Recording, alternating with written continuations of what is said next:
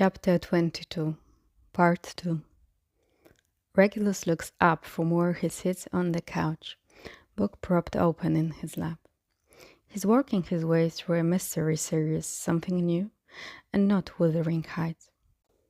He only reads Bronte's novel at night, when James curls up next to him while he leans against the headboard, fingers running absently through James's hair. It's their routine, these quiet moments when the rest of Potter Manor is asleep. But tonight is Christmas Eve, and Sirius stands in the foyer with Remus behind him, a pile of presents in his arms. He smiles at Regulus over the top of them as Sirius launches himself into the living room. "Reggie!" he exclaims, throwing his arms under Regulus's shoulder. He has to lean over the back of the couch to do it. But even furniture is no match for Sirius's exuberance. "Good to see you up and about." "Shut up," Regulus mutters, shoving a receipt into his book. "I spent all afternoon helping in the kitchen. I'm tired." "Gotta strengthen those legs." Sirius grabs Regulus's knee for emphasis and gives it a wiggle, which only prompts Regulus to smack his brother's shoulder with his book. "Ouch! Good to see your upper body strength is coming back at least. Where is Mr. Loverboy?" Regulus rolls his eyes and jerks his thumb towards the kitchen. "Helping Effie. And don't call him that. I have to live with the reality that he kisses my brother. Regularly." Sirius sticks out his tongue and makes a blah sound, but there's humor in his eyes. "For that, I'll call him whatever I bloody want to. Be back in a sec." "How's recovery going?" asks Remus. He's busy setting the pile of presents down gingerly in front of the tree. "Good. Hard. The healers gave James a regimen to keep me build up my strength, and then from there we'll shift to Quidditch." Regulus swings his legs round to set his feet on the floor. He's a little stronger each day, and every movement he can make without assistance fills him with unbridled joy. "You'll make it," Remus says firmly, still adjusting the presents under the tree so they all fit. Sirius doesn't have a single doubt in his head about it, and neither do I. "Thank you. I'm planning to work hard this next few weeks. I have time until July, so I think I can do it. If anyone can bring themselves back from zero, it's you." Remus strengthens and shows him a warm, comforting smile. "Just don't let James distract you." Regulus shifts his gaze away, fighting the blush on his cheeks. He tries not to think of their broom ride a few days ago when James wanted to try something out, and that something ended with Regulus backwards, facing James, and James kissing him senseless a fair distance above the ground. They stayed there, kissing and talking, and kissing some more, until Monty called them down for dinner. "Remus!" James shouts from the kitchen. "Get in here and help with the cooking so I can take a break." "What for? I'm sure Effie doesn't want my help." James appears with an apron in hand and holds it out to Remus. "She'd love your help. Wouldn't you, Ma?" "You just want a reason to sit on the couch with your boyfriend," Remus mutters, snatching the apron from James's outstretched hand. "Yeah. Well, your boyfriend is in the kitchen. It's an even trade." In the sing-song voice that draws out all of his vowels, James adds, "Thank you, Mooney." Remus grumbles, but he disappears into the kitchen without any further protest. "You shouldn't shrink your responsibilities," Regulus says softly, scooting over on the couch to make room. James takes a seat beside him, producing 2 sugar cookies in his hand. He passes one to Regulus and takes a small bite out of the other. "I'm not. I've been in the kitchen all day. Ma will understand. Come here." Regulus nestles under James's arm and against his side, nibbling on the sugar cookie. Sometimes, he says between bites, I can't believe I'm here. What do you mean? I accepted I was going to die.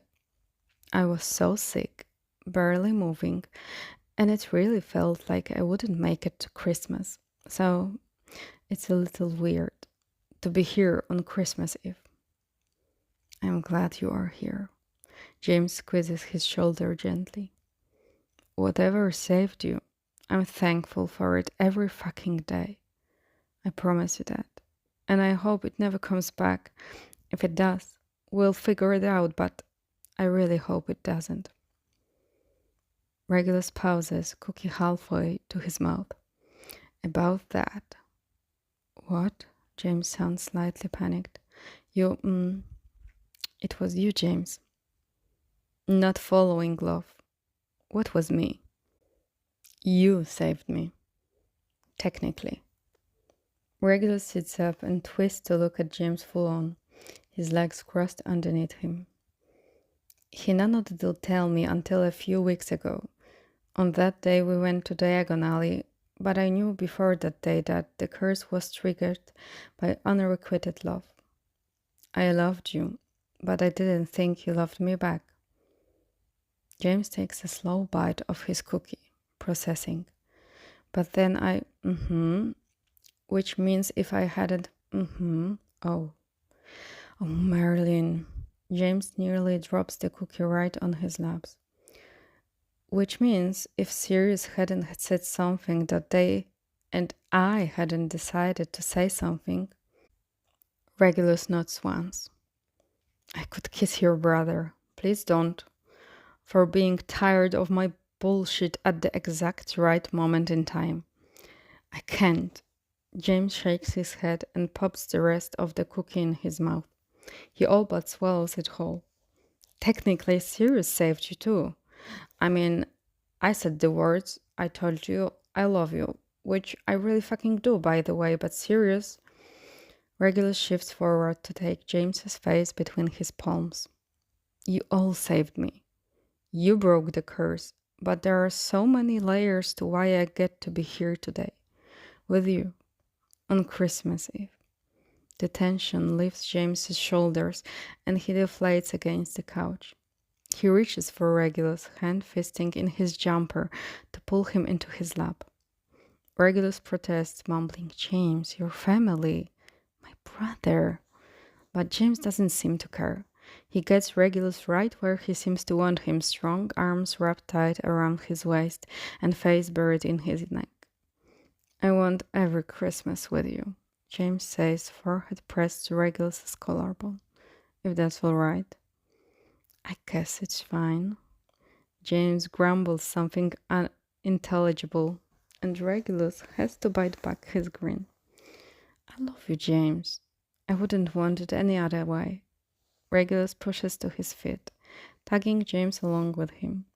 He grabs his cane just in case, though he needs it a little less these days. He's still clumsy, not quite used to his legs while his strength grows. But little by little he's getting better. Come on, let's go see if we can steal some food from the kitchen. Oh, Ma will not allow that. You don't even want to try? James smirks a little devilish. Oh yeah. If there was any doubt I love you, there definitely isn't now. Come on. You distract her and I will try to sneak us some pain de jamon. Regulus probably shouldn't have had that last glass of eggnog. In theory, there is no reason why he shouldn't drink. The potions he takes for strengthening don't react with alcohol. He's an adult, and it's Christmas Day. But he still feels a little embarrassed when his words begin to slur and his cheeks are perennially warm. Once James's extended family left after a long day of food, drinks, carols, and reminiscing, Effie and Monty disappeared upstairs. They laughed and stumbled up the steps like two teenagers instead of a couple married for over 20 years. The plan was for James, Regulus, Sirius, and Remus to hang out by the fire and play card games for a while. But clearly, Sirius and Remus were on the same boat as Effie and Monty. Disturbingly, they were even less subtle about it.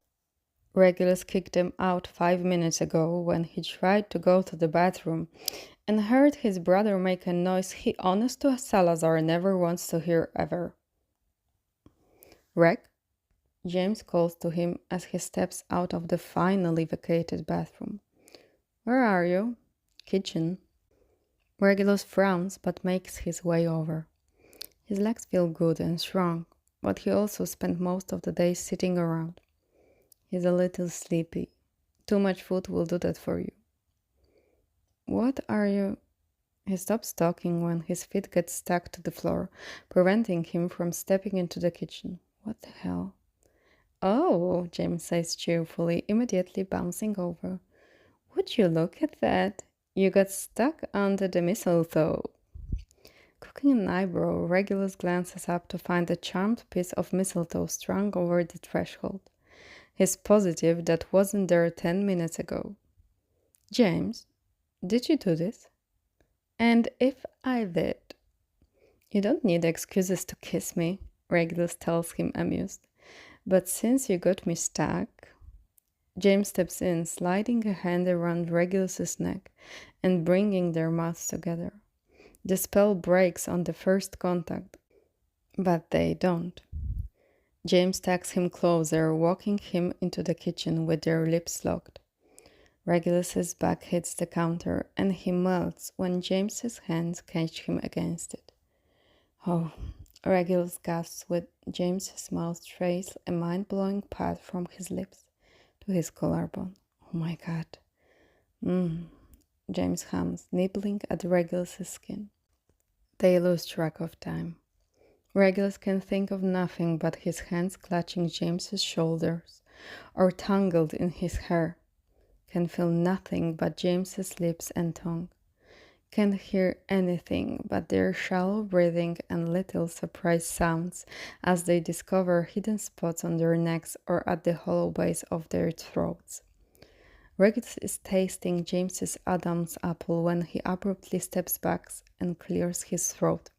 Right, so James stays, chest heaving. I wanted to tell you something. Right now? Regulus asks, mostly to distract himself from the heat-coiling glow in his belly. It aches, but it's pleasant.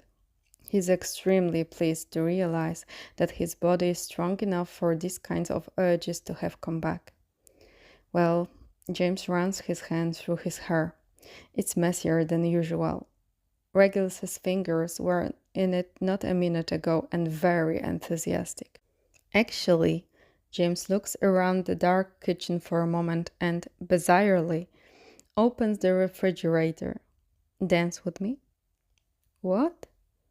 Dance with me, he says again, dropping the question. Come on, love. But there's no music, Regulus mutters. James raises an eyebrow and he gives in. All right, but I don't know if I'm strong enough for more than a few minutes. Beaming, James steps in and takes his hand. Stand on my feet. I'll do all the work. Why the fridge? Regulus asks as James begins to sway them gently around the kitchen. The light is golden, and I like it, James replies. It's romantic, Reg, and I needed a romantic atmosphere for this. Absurdly, Regulus wonders if James is about to give him bad news, and this is his way of softening the blow.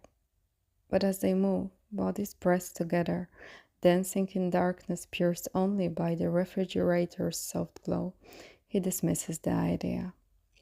James's hands are warm around his. He hums under his breath something Regulus can't decipher, and he moves his feet to a rhythm only he can hear. This is nice, Regulus murmurs, resting his cheek on James's chest. It is, James agrees softly. He slides a hand around Regulus's waist. His heartbeat picks up under Regulus's ear. So, I'm moving out. There's a slight pang of disappointment behind Regulus's ribs. You are? Yes. And I was hoping you would move out too. I don't. We live with my parents right now. Yeah. Regulus isn't sure where James is going with this. He's also not sure what he'll do or where he will go, but it makes sense. He's no longer sick. An adult. He's supposed to start living his own life. James's heart beats so loud in Regulus's ear, he worries it might burst out of his chest. So, I found a place. At this, Regulus draws back so he can look up at James. A place? You already have a place with Sirius and Remus.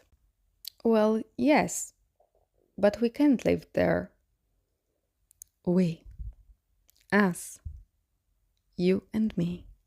Not you, me, and my friends, or you there and me here, but we. Regulus's stomach flips. Somehow his heart skips a bit and picks up pace all at once. The eggnog rushes to his brain, filling his head with soft cotton and mist. We? Hear me out. Oh, James's voice is shaking. Even his hands have a slight tremor against Regulus's skin. His anxiety rolls off of him in waves. We need our own place. Living here is great, but we have no privacy, you know? My parents are down the corridor all the time. Yeah, I think we need to move out. We're both grown men, and we have money and... Yes. Yes? Yes, Regulus says again, firmer this time. Why wouldn't we? We've practically lived together since I fell ill. What with all the time you spent at hospital and the past month in here, so yes. Oh, thank Merlin, James's breathes. It's so heartfelt, Regulus laughs. That was easier than I thought.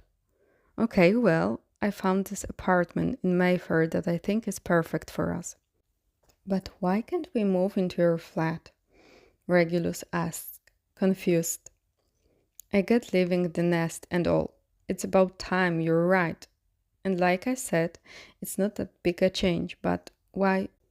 Regulus, James says, opening his eyes very wide in that way people do when you are missing something incredibly obvious. Regulus, please, we can't live with your brother. What? Why not? Has he said something to you? Oh, I will have words with him. James stops, bites his lips, and rolls his eyes all at once like he can't believe Regulus is really being this dense. Which Regulus thinks is a little unfair since James isn't being clear.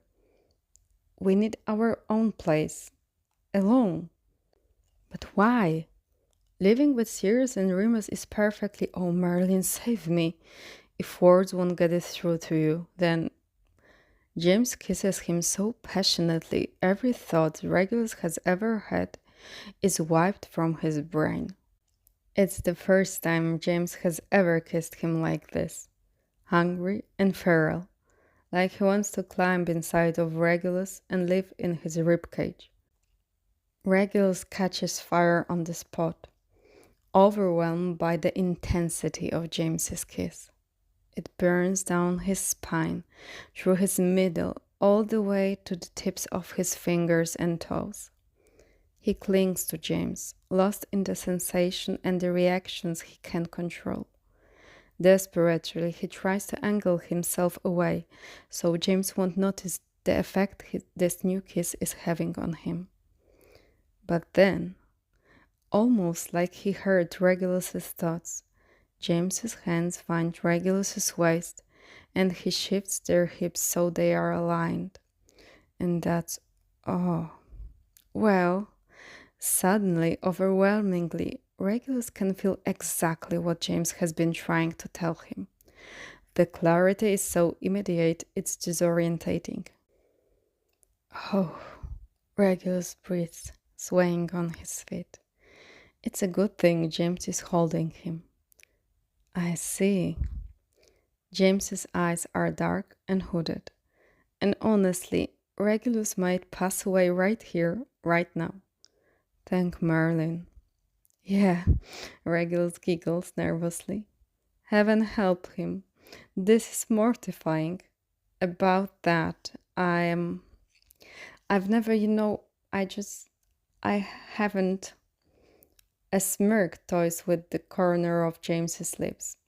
They are kiss bruised and shiny, and he rolls the bottom one between his teeth.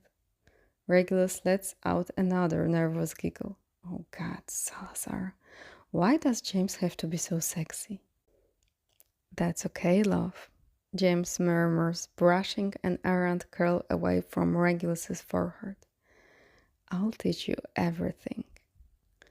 The promise is a spark, and Regulus is kindling. He burns hotter than he did when the fevers were threatening to kill him. Another kiss, hungrier than the one before it. James's hand slips under Regulus's jumper to trace the sharp jut of his hip bone. His fingers brush lightly over the waistband of Regulus's trousers, and he makes a sound he's never made before in his life. James grunts something like approval into his mouth, and Regulus wonders if he can die from spontaneous combustion. Okay, yes, he pants into James's mouth sometime later. We're moving out immediately, right now, ideally. Oh, trust me, we'll be out of here within a week. Why a week? Regulus asked, appealed. Now that the idea is in his brain, it's all he can do not to do something embarrassing in this kitchen. How has James survived this long? James smiles, runs his fingers through Regulus's curls. Don't you want to go see the place I found to decide if you like it? No, I trust you. When can we move in? Can we do it tomorrow? We can pay them extra to make it happen? Regulus says vehemently. It's Boxing Day. We have to wait another day at the very least. Not to mention, we have to tell my parents and your brother. Bollocks, Regulus groans. James throws his head back with a laugh that echoes off the kitchen walls. He's smiling when he leans in to kiss Regulus again, and it stretches wider when Regulus mutters petulant, I had it when you are sensible. They kiss until James mumbles something about his lack of self-control, to which Regulus says, it's overrated anyway. But James only laughs and kisses the tip of his nose, pulling him close and holding out their arm. In the refrigerator light, they dance a while longer and they kiss a whole lot more. When the clock on the stove slips past midnight, James tucks him upstairs. They tiptoes past his parents' bedroom, a finger to James's kiss-bruised lips. Though they both flinch at the creak of floorboards under their feet, they manage to make it to Regulus's room without issues. Monty will probably scold them both for it tomorrow, but James doesn't seem to care when he follows Regulus down onto the mattress and kisses him until they both drift off to sleep.